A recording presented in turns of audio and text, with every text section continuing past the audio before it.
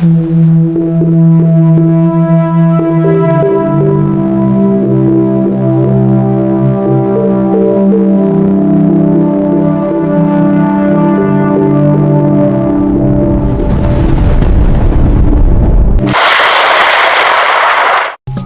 araw po sa inyong lahat. Narito na po ang pinaka-latest nating update sa magiging lagay ng panahon ngayong araw ng Sabado ay 27 ng Hunyo taong 2026.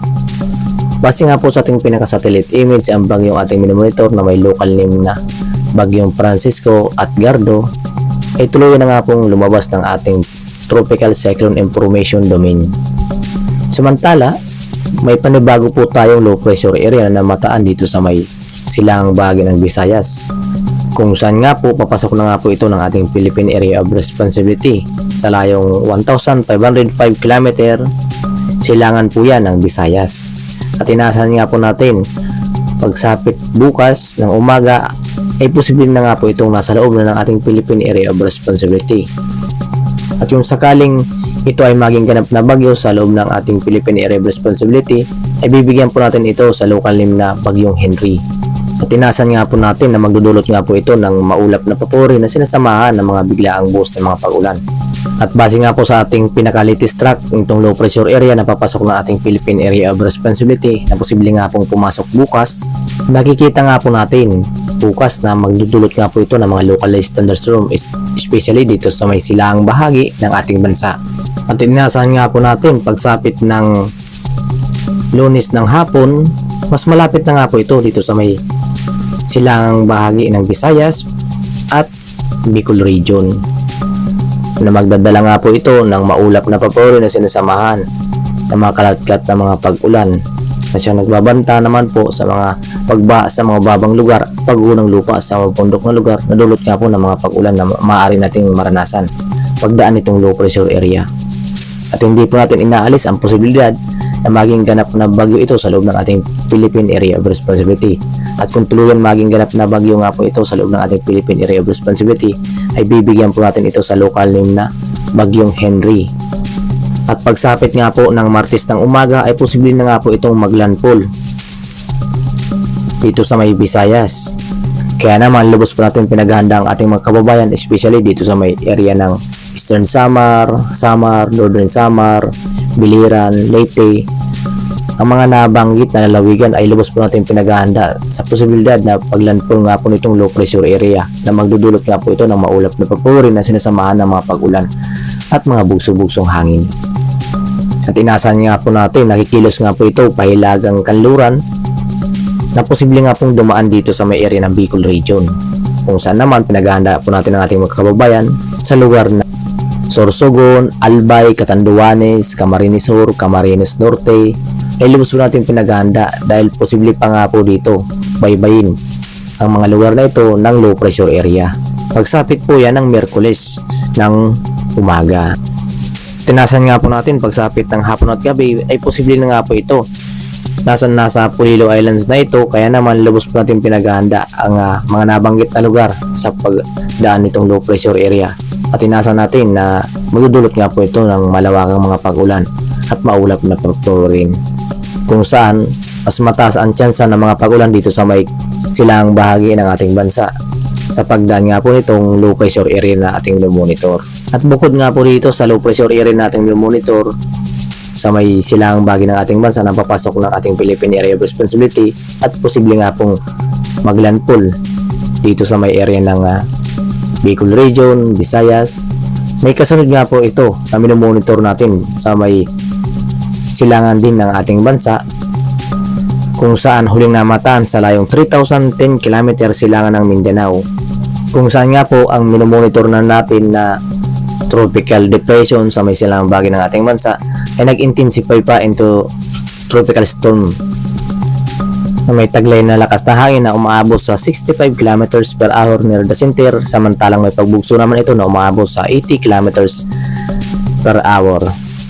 Habang kumikilos nga po ito pahilagang silangan, kung saan bagya nga po muna itong lumalayo ng ating Philippine Area of Responsibility bago tuluyan lumapit dito sa may Philippine Area of Responsibility. At base nga po sa ating pinaka-latest track na ating makikita nga po natin habang pahilagang silangan ng kanyang pagkilos ay bagya naman ikilos po ito pa-curve papuntang pahilagang kanluran. At inasahan nga po natin na posible nga po itong lumapit dito sa may silangang bahagi ng ating bansa sa mga susunod na mga oras, kung saan may pagkilos nga po ito sa 5 kilometers per hour, kung saan bagya nga pong mahina ang kanyang movement papalapit dito sa ating bansa sa mga susunod na oras o araw. Pag-alerto pa rin po tayo sa posibilidad na magpapagbabago dito sa sama ng panahon na ating monitor sa loob at labas ng ating Philippine Area of Responsibility. At base nga po sa pinaka tropical cyclone threat potential na inilabas ng Pag-asa, makikita nga po natin pagsapit ng June 24 hanggang June 30, makikita nga po natin ang bagyong Francisco at bagyong Guardo ay pumasok na ating Philippine Area of Responsibility,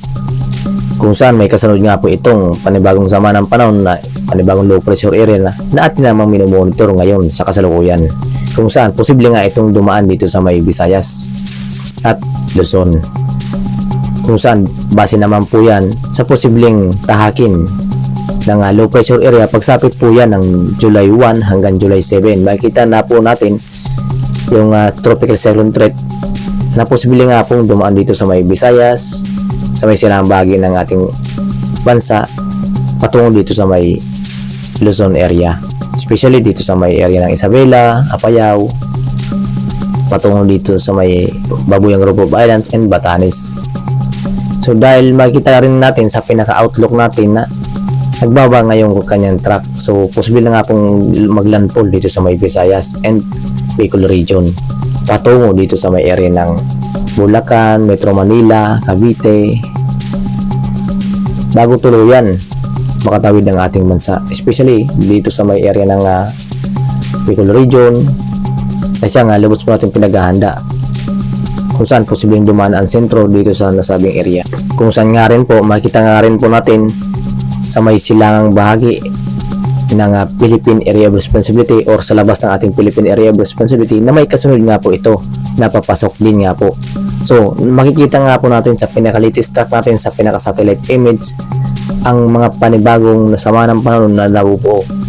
dito nga po sa may silangang bahagi ng ating bansa at sa labas ng ating Philippine Area of Responsibility, at posible pang mayroon pong mabuo dito sa may kanlurang bahagi ng Luzon na siyang atin namang minomonitor pa sa mga susunod na araw kung posible pang mabuo dito sa may kanlurang bahagi ng ating bansa.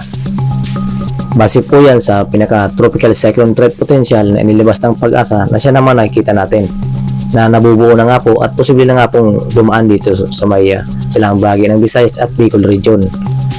na kung saan posible nga pong maglandfall ito ang pinakasentro dito sa may area ng Luzon. Kaya naman lubos po natin pinaghahanda ang ating mga kababayan at maging alerto, at para maging alerto po kayo, huwag kalimutang mag-subscribe para ma-notify po kayo sa mga panibago nating ulat panahon namin nalabas ukol dito sa sama ng panahon na labo sa loob at labas ng ating Philippine Area of Responsibility. At para mas maintindihan ng ating mga kababayan na mga taga-subaybay, makikita nga po natin sa pinaka-satellite image at sa pinaka-tropical cyclone threat potential. Ihambing po natin ang dalawang track na ito sa ating namomonitor na masamang panahon sa loob at labas ng ating Philippine Area of Responsibility. Kaya naman, maging alerto po tayo na ating makikita nga po na posible pang may kasunod sa labas ng ating Philippine Area of Responsibility, at inaasa natin na mas malakas nga po itong kasunod nga pong ito na panibagong bagyo, at posible pa nga pong itong umabot sa super typhoon category sa mga susunod na mga araw bago tuluyan lumapit ng ating Philippine Area of Responsibility. Kaya naman maging alerto lang po tayo dahil sa inaasahan po natin na mas malakas pa nga po ang mga bagyo na nabuo dito sa may silangang bahagi ng ating Philippine Area of Responsibility, kung saan dito lang po yan sa aming YouTube channel mapapanood dahil sa pinaka detalyadong impormasyon ukol dito sa nabuong masamang panahon sa may silangang bahagi ng ating bansa na siyang posible nga pong maglandfall na bilang malakas na bagyo.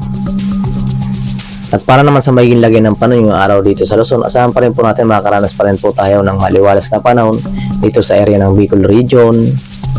Aurora, Isabela, and Apayao. Kabilang ang Cagayan Valley region na makakaranas pa rin ng improving weather. Ngunit pagsapit ng gabi,